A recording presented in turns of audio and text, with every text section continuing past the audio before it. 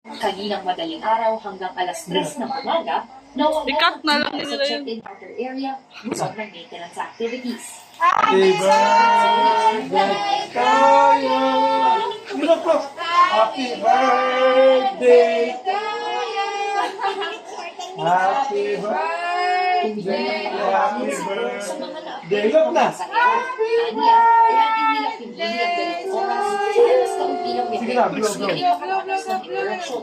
Dagdag niya, importante ang kanilang maintenance activities para hindi maulit ang nangyari ng sa terminal tulad noong January 1. Hindi naman naiwasang umabot hanggang Disyembre ang upgrade. Of course, we get supplies, hindi naman yan wala natin magdarating.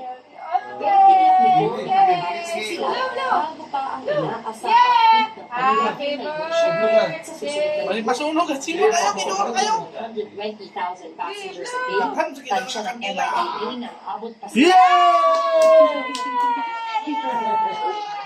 lalo na magsapit ng December 23 at 24. Inaasahan naman ng Bureau of Ah, sige, Immigration picture na ka